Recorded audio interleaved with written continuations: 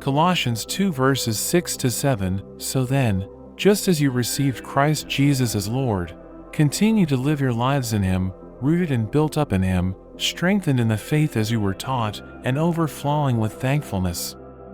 John 15 verse 4. Remain in me, as I also remain in you. No branch can bear fruit by itself, it must remain in the vine.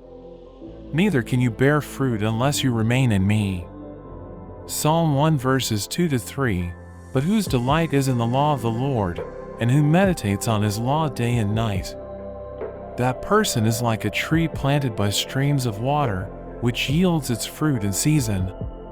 Ephesians 3 verse 17. So that Christ may dwell in your hearts through faith. And I pray that you, being rooted and established in love. Jeremiah 17 verses 7 to 8. But blessed is the one who trusts in the Lord, whose confidence is in Him. They will be like a tree planted by the water that sends out its roots by the stream. John 15 verse 5. I am the vine, you are the branches. If you remain in me and I in you, you will bear much fruit. Apart from me you can do nothing.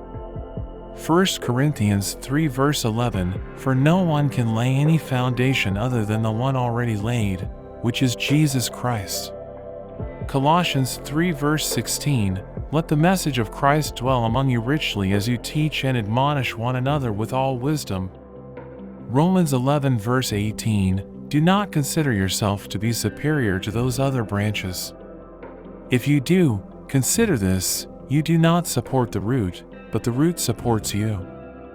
Isaiah 37 verse 31. Once more a remnant of the kingdom of Judah will take root below and bear fruit above.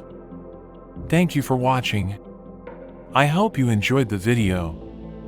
If you did, don't forget to like and subscribe to the channel.